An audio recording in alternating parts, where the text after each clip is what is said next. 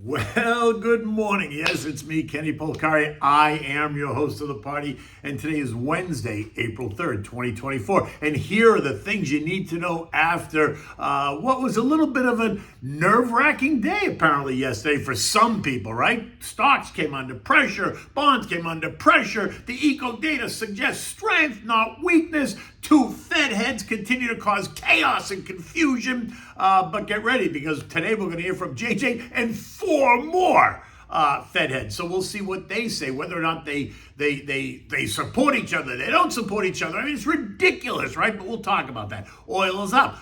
Gold pierces $2,300. Like I told you yesterday, futures this morning are suggesting just a little bit more weakness. And what do we have at dinner tonight? We're going to have the Risotto alla Romanese, which is Roman-style risotto, which is delicious. Okay, so look, stocks got whacked yesterday, right? The algos went into that run-for-the-door mode as the rate cut expectations fade. The JOLTS report reveals that they have 8.756 million jobs available, which is up from last month's 8.74 million and well above the expectation of 8.73 million jobs, right? Factory orders were stronger, durable goods orders were stronger, and so stocks and bonds suffered.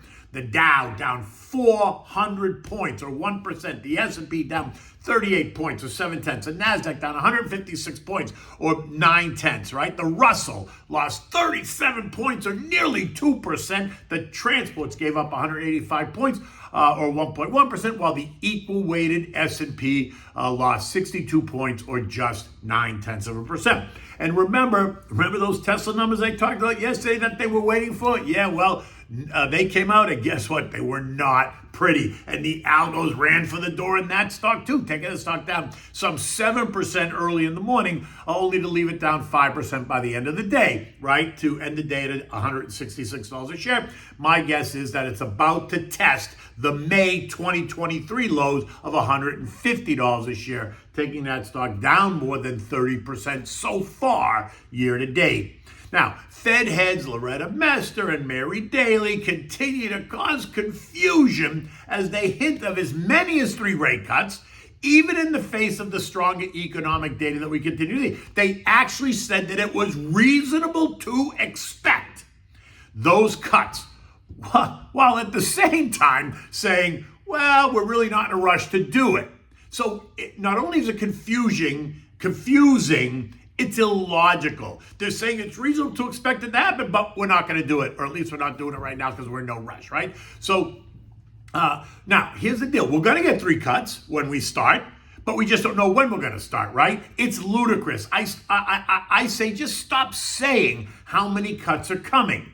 Right? Because if the economy goes down the drain and goes off the edge, guess what? We could go right back to zero, have one big cut or multiple smaller cuts, right? So stop saying we're getting 3 cuts. I think it's ridiculous, right? But the fact is, the next move in rates is likely lower. That's fine. We all agree on that. So we can check that box, right? It's fine. But that's not the question. The question is twofold. Number one, why don't the members of the FOMC support JJ's narrative and fall in line rather than continue to cause chaos and confusion? That's the first question. The second question is, when is D-Day, right? When are they going to cut rates? Well, let's answer the first question first, right? Because that's too easy. If they fall in line, that would just be too easy. Then they won't have, then they can't do the media circuit. If they're all saying the same thing and they support Jay Powell, then there's nothing to say in the media circuit. So that takes them all out of the game, right? They can't audition for their next job once their time at the Fed ends, right? They need to say, hey, look at me, I'm a member of the Fed, and I need a job when I'm done. So listen to what I say as I audition for the future job. Now, to that point, we got former Dallas Fed President Richie Fisher, right? Who's a great guy. He's a great guy. He was key on the Fed when he was there. But he is now a paid contributor for CNBC. He's a senior advisor to Barclays PLC, and he's a director at Pepsi. You can just hear the cash register go cha-ching, right, for Richie Fisher. You have former vice chair Richie Clarida, right? He rejoined PIMCO.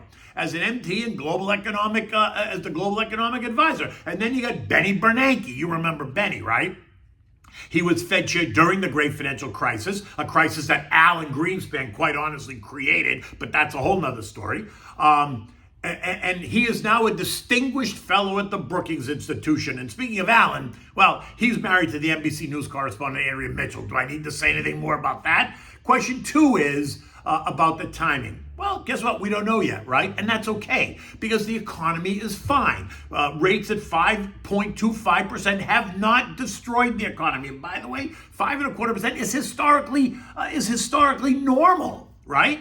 Inflation remains a little bit of an issue, so that's a problem. Eco data remains strong, so that's a problem. I mean, I think it's great, but it's a problem because strong economic data does not scream of cutting rates, right? And so you got to stop the whining, right? It's just everyone gets a trophy mentality like they did when they were kids. Stop the whining already. It's a whole generation of people that don't know anything but zero rates, and it's not their fault, right? They came into the business in 2007 when rates were zero. They held them there for 15 years, so they think that's normal, when in fact it's not normal. So there needs to be kind of this re-education on what's normal and what isn't normal. In any event, you know, I think it's ridiculous. And you know what my stance? My stance is that it does not, nor should it be defined today, tomorrow, or the next day, right? It's going to be defined when it's defined, and that's going to be when the data confirms the need to move lower. And currently, it's not confirming that. Look, boys, this is not rocket science, okay? But here's the problem. The Fed has become soft. They never used to give hints about what they were thinking. They were never led around by the nose of Wall Street, right? They didn't take to the podium. They didn't do press conferences. They never gave us insight into what the next move was. And they didn't succumb to the demand of traders, period. They became soft when Benny took over. Now, granted, the financial markets and global economy were circling the drain, so I get it. But that was then. That was 15, 16 years ago. This is now. So I say they should stop, being led around by the nose on Wall Street. They should just do what they do, and that's it. Now, get ready, because the show, the Fed show, is going to continue today. We're going to hear from J.J. Powell again today, I think at around noontime, right? Then we're going to get Atlanta's Rafi Bostic, who's on CNBC at 8:30. And then during the day, you're going to hear from Chicago's Austin Goolsbee. You're going to hear from Fed governors Adriana Kugler and Michie Bowman. Tomorrow, you're going to hear from Cleveland's Loretta Mester. Again, you're going to hear from St. Louis' Alberto Mussolini. You're going to hear from Richmond's Tommy Barkman. You're going to hear from Philly's Patty Harker. Oh boy, my head hurts already, right? In any event, it is what it is. And if you're a long-term investor, you should be welcoming the pullback. Look, we're down less than 2%, less than 2% off the high, right? That's hardly anything to write home about. So just breathe, right? Now, bonds continue to come under pressure as a result. The TLT and TLH down another 0.5%, leaving those two asset classes down 7% and 6% year to date. Right? The 2-year this morning is now yielding 4.7%. The 10-year is yielding 4.31%. 30-year mortgage rates are still hovering at 6.75 if you got an 800 FICO score, 7.35 if you got a 740 FICO score, 7.5 if you got a 720 FICO score. Right? 12-month CDs are still offering 5.25% rates, and government money market funds are hovering around 5%. So guess what? There are other options. Right? Oil continues to march higher. This morning it's up another $1.50 at 85.30. You know the deal. There's nothing new here, right? Oil remains in the $80 to $90 trading range. I think oil demand remains strong, blah, blah, blah. Let's not, keep rehashing that. Gold, bang, oh my God, it did it. Just like I said to you yesterday morning, right? Yesterday I said to you that we're only $20 away from 2,300, and it feels like it wants to test it. But I think when it gets there, it's going to hit some resistance. Well, yesterday it tested 2301, and then it backed off to end the day at 2281. Overnight it tested 2308, and now it's backed off and it's trading at 2292. Right? We discussed why gold has been on a tear, and I continue to support that argument. But I'm also going to say that just like stocks, I think it might be, at the moment, just a little bit stretched. So hitting some resistance here would not be a surprise to me, and a pullback might see gold test to the 2,200 range. Might. Economic data today includes the ADP employment report, and we're expected to create 150,000 new jobs, and that's going to be up over last month. And again, that suggests strength, so no need to cut rates. We're also getting the S&P and the ISM services PMI, right? And they are also both expected to be in expansionary territory. And again, the United States is a 75% services economy, so these are key data points to pay attention to. Right? And if they end up in expansionary territory again, it does not give a reason for the Fed to cut rates. So I'm just dying to see if these Fed heads come out again today and keep hinting at three cuts, creating more confusion, because I think it's ridiculous, right? But, that's me. Then we're also going to get the ISM services prices paid, right? Which is another data point that also is expected to be up. So are you seeing a pattern here? The eco data continues to be up and up and up. And so that's good because the economy is strong, but it's bad because it doesn't yield to the idea that the Fed's going to be in a rush to cut rates. Now look, U.S. futures are down this morning, right? Not big, but they are down. Dow's down 30, S&P's down 10, NASDAQ down 55, the Russell's down only 2. As noted, we're only 2% off the high. Right? I would like to see us shake the branches a bit more, maybe 5 or 6%, taking us down to just under, 8 to 10%, which is completely, by the way, within the normal trading pattern of stocks, right? Remember, we haven't seen any kind of a pullback for months. That's not healthy, right? You need to see some pullback. You need to see them shake the branch a little bit. So don't be afraid of the pullback. Use it to continue to build your long-term portfolio. Remember, it's long-term money. As long as you have a diversified portfolio and you own kind of the top names and the sectors you want to be in, then don't worry. Ride the wave, but take advantage of it when it happens. Now, in the middle of all that selling yesterday, guess what? Energy was up 1.4%, the XLE, right? While utilities, right, the XLU was up 0.2%. Healthcare got slammed, down 1.6% as Medicare holds firm on rates, causing 2024 profit forecasts to get shredded. Profit margins are under pressure as medical costs rise.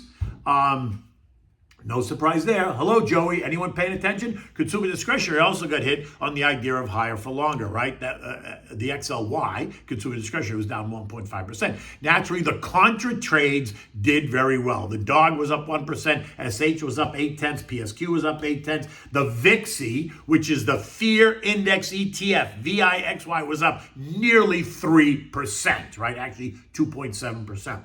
And that makes sense because as stocks come under pressure, fear rises. So the VIXI is a contraindicator, right? So it would rise when stocks are falling. Now, in the end, global stocks appear to be in retreat. Bonds are in retreat. Yields are at 4-month highs. Economic reports are strong, and commodity prices are up. The BCOM, which is the Bloomberg Commodity Index, is up 6% off the February low, right? It has busted up and through the short-term and the intermediate-term trend line, and it's about to test the long-term trend line at 101.78. If it pierces that number confidently, then a run to the November 2023 highs of like 105 is in the bullseye. And if that happens, it only reinforces the idea that rates are going to remain higher for longer. Gabish? Okay. Friday brings us the all-important non-farm payroll report, and that's expected to show an increase of 215,000 new jobs, which is down from last month's initial report of plus 275,000 jobs. But remember, every month they revise the prior month's number, and lately all those revisions that were previously reported are all revised lower. And that continues to add to the chaos, right? The unemployment rate is expected to decline to 3.8%, down from 3.9%. Again, that shows strength, no reason to cut rates. An average hourly month-over-month and year-over-year earnings are expected to be up 0.3 and up 4.1%, respectively. European markets are up small today after yesterday's weakness and cautiousness at the start of the new quarter. Eurozone inflation did come in. It was a little bit better than expected at plus 2.4%, and that's giving some investors over there and traders over there a reason to start screaming about the ECB needs to cut rates, right? thus the attempt to try to push prices higher across the region. The UK is down. The UK market is down about 0.4, but the rest of the region is up about 0.2%. The S&P closed at 52.05 last night, right down 38 points. Yesterday I said, and I suspect that we're going to see some churn and churn lower rather than churn higher, and I remain in that camp. I would love to see us shake the branches a bit more, like I said, think the 5 to 6%, which would take us back to S&P 4,900, a level last seen in February. But while I'd like to see that, do I really think we're going to get there? I don't. My gut says if we test 5,100, that's about what we're going to get. And that only represents a 3% decline, Kavish. And a 3% decline isn't really healthy enough. That's why I keep saying, okay, great. You want to get down 3%, take them higher again, that's fine. But at some point, the market is going to correct. And it's going to correct more violently. The higher it goes, it will correct more violently. So I'd like to see it kind of back off now, right, without causing complete pandemonium. Anyway, I remain cautious as this new quarter has begun, which doesn't mean I'm a seller of my long-term assets. It doesn't. It just means I'm cautious, and I'm going to put money to work strategically. Remember, if you're nervous, leaving money in a government money market fund that is completely liquid, that's paying you 5%, is an investment decision, right? An April pullback is not uncommon at all, especially the first 2 weeks. Big tax day, right? April 15th is coming. And so there are some people that will sell assets to raise money to pay taxes, right? So keep your eyes on that. Remain focused, stick to the plan. Call me because I'm happy to help you. I'm happy to help discuss and design a longer term portfolio. Okay, so what do we have for dinner time? We're having the risotto alla Romanese, which is risotto Roman style, right? And this is a dish like love. For this, you need a cup of arborio rice, vegetable broth, fresh lemon juice, lemon zest, white wine, toasted peppercorns, which you then crush, salt, grated pecorino romano cheese, and olive oil. Begin by heating up the vegetable broth. Now, you can make your own by slicing celery, carrots, and shallots and onions and putting it in water and bringing it to a boil and making your own broth. Otherwise, just buy the vegetable broth, right? In a large saute pan, you want to toast the rice. So no butter, no oil, just put the rice in the hot pan and let it toast a little bit. Heat it up, toast it just a bit. You'll see it'll turn a little bit toasty.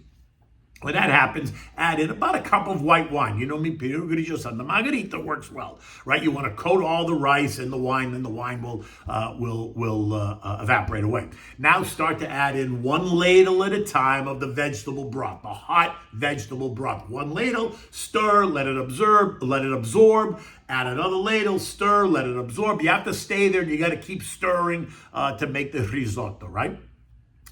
Once it's done and you want the rice to be just a little firm to the bite, then you know that it's done, right? Now you're going to add in the juice of 1 lemon, but don't add it all at once. Add like half of it. You can taste it because you can always add more. If you add too much, you can't take it away. So always add a little bit less, taste it, and then see if you like it. And you add a little bit more if you think you need more. But remember to massage the lemon by rolling it on the counter so all the juice, when you go to juice it, all the juice comes out. And then you're going to add, after you add the juice, you're going to add 2 cups of pecorino romano cheese. You're going to add some lemon zest. And you're going to add the crushed pepper, the toasted peppercorns that you've crushed. You add a little bit of salt. You're going to stir it. And now you're going to add like 2 turns of olive oil over the whole thing and mix it all up. And you should end up with a creamy risotto. If you don't, then add a little bit more of the vegetable broth and more cheese and stir it so that it gets nice and creamy.